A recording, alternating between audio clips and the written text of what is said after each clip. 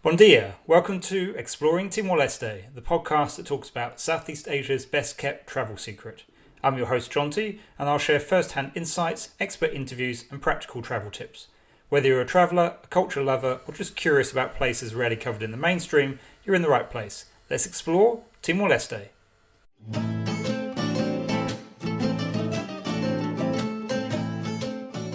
Today's episode is about food and drink in Timor-Leste. I'll start with a bit of an introduction and then I'll go into more detail around where you can eat and drink in Dili, as that has by far the most options in Timor-Leste, and then I'll talk about some of my favourite places to eat outside of Dili.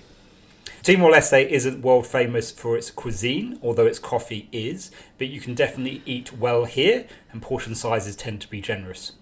As you'd imagine in Southeast Asia, rice is a staple, but there are also some interesting Portuguese influences and fusion restaurants. A typical meal for Timorese will consist of rice and a variety of vegetables, possibly with fish or chicken. Beef and pork are generally reserved for celebrations because the animals are of considerable value. Corn is a major part of the diet and is eaten in a variety of dishes. Most food follows Indonesian influence, and dishes such as nasi goreng or mie goreng are readily available. Dili offers plenty of choices in terms of restaurants and cuisines. Prices can range from $2 to $20 for a meal, and there are cafes which are open all day and restaurants and bars which are open until late at night. Now, obviously take the usual precautions that you would when eating in a developing country by sticking wherever possible to cooked foods. Salads are generally fine in higher end establishments, but there are no guarantees. And in terms of tap water, that's not drinkable in Timor, so stick with bottled water throughout your visit or bring a good water filter and purification tablets. In terms of drinks, beer is universally available, though it's usually only the local beer, Bintang or maybe Heineken. And there's generally a range of soft drinks and fruit drinks available. Note that fruit drinks are usually loaded with additional sugar unless you ask for no sugar. European and Australian wines are easy to get hold of but expensive, and the range is limited. Soft drinks, bottled water and canned beer are sold at markets, shops and by street vendors. The true Timorese drink is coffee, known as cafe in Teton, and they prefer it strong and black, and it's usually served hot and sweet with plenty of sugar. Espresso coffees are available in many of the Western-style cafes. In the larger towns, there are a range of snack barrows called warongs, which is an Indonesian term, where you can get a selection of rice cooked in palm leaf parcels, barbecue, chicken or fish or corn from between $2 to $4. And a local favourite pastime is to sit and eat on the beach watching the sunset.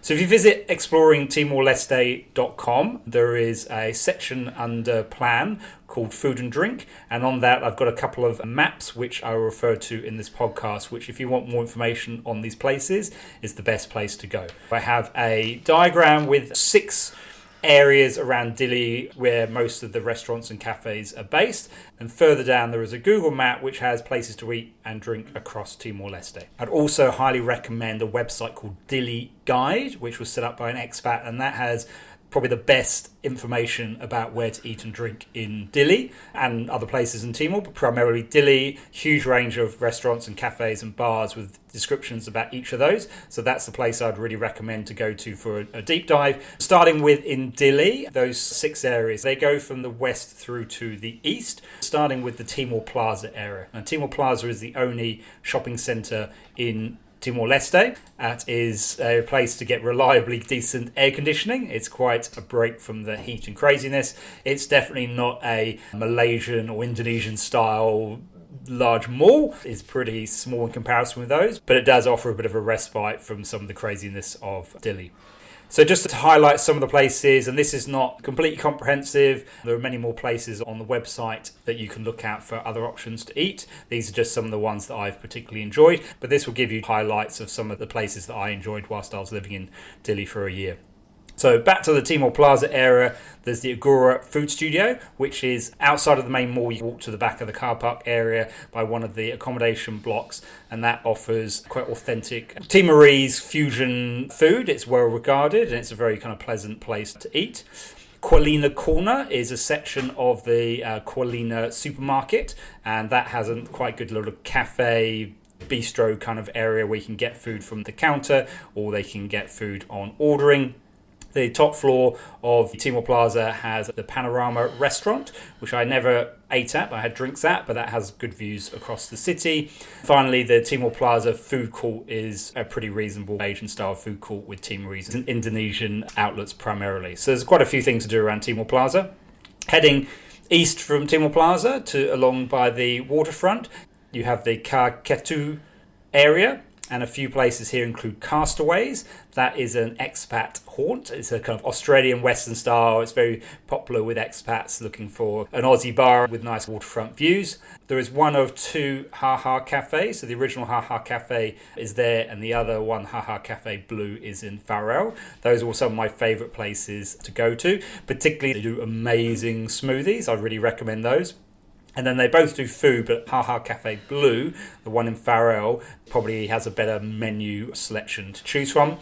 This is also where Letofoho Speciality Coffee Roaster is based, and that's one of the best known places to get coffee in Timor, is through Letofoho, and that have a good cafe there. And there's also Naris, #1 Korean restaurant, and there is a surprisingly large Korean contingent in Dili, and that's regarded as one of the best places to get authentic Korean food in Timor-Leste.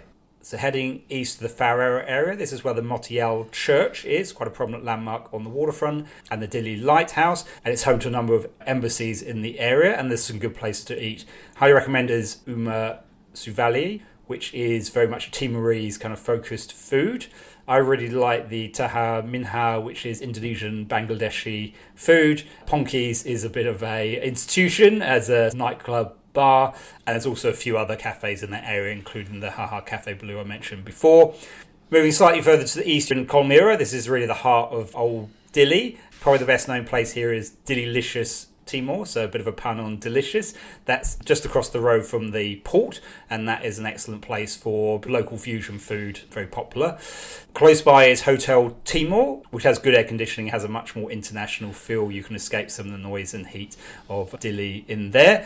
Close by is the Pateo Complex. This is a Portuguese supermarket, but it also has a very good cafe attached, which is the best place to get Portuguese tarts. And they've got a nice outside seating area, and in that complex of small shops and areas, there's also the Everest Coffee House, which is the best known Nepalese place to eat in Dili. Slightly further west of that is La Sediere, and there's quite a few places to eat here. The Great Wall is highly recommended for those looking for Chinese food. Anybody looking for ice cream, I would highly regard Mehi. That is the best ice cream that I've found in Timor-Leste. It's $3 for 2 scoops, and they vary the flavours quite a lot. And they're often based on locally available fruits, so mangoes, pineapples, and passion fruits. Yeah, it's a really delicious place to eat ice cream. New Lily's is a very popular spot with Timorese, particularly at lunchtime, and it's pretty affordable. And Tavirense is one of the best known Portuguese restaurants in Dili. And finally, to the far east, so this is heading out towards Cristo Rey. There are a number of places to eat along by the waterfront. Some of the best known ones are Beachside and Casbah, both of which you can sit on the beach, have a coconut, enjoy the view, and eat some good food. The menu is more international Indonesian style. They're very popular with visitors and expats. I particularly like Little Pattaya, which is probably one of the best Thai places in Dili and has a nice setting on the waterfront. I've only mentioned maybe a third of the places that you can eat there, so there's more options available. Now, heading out of your options get a lot fewer in number, but these are some of the places that I particularly enjoyed on my travels around. I'll start from the west of the country and head east. Start with Balabo Fort Hotel. Does very good food, and it's a beautiful setting up in the mountains, looking out with fantastic views towards the coast, and just a very relaxing place to spend some time and have a good meal. Another good spot in Bobanara is the D2 Uma Cafe, which is in Atabai. So if you're driving to Balabo, this is on the way from Dili. It offers good food, good drinks, and the setting is quite beautiful, right by extensive rice fields. So really recommend having a stop there if you're traveling through. If you're heading into Likasa, there's Almar Dudma Resort and Lahuta Beach Escape, and they both offer very good places to eat and drink in a beachside setting. In Amira, there's Gecko Cafe, which is in Ralaco, which is just as you cross the border into Amira, and they have some quite nice food. If you're heading up towards Aleo into the mountains, Progetto is a good place for lunch, but as I mentioned earlier, you should call ahead to make sure that they're expecting you. In Mubisi, the Sarah Guest House has pretty good food and a very well located restaurant area on the top floor with great views looking out across the mountains of the Mubisi area. Heading east out of Dili, just past the large military base, is the Corner Store Network, and that's a really nice place to stop at. It's quite funky, made out of shipping containers. And then further on at $1 Beach, there's a branch of the popular Dili establishment, Dililicious, just opposite $1 Beach, which is a great place to stop. In Manatutu, Cafe Bor Ali is a popular place to stop because it has amazing views of the landscape. Doesn't really have much food, but it's a good place to stop for a drink.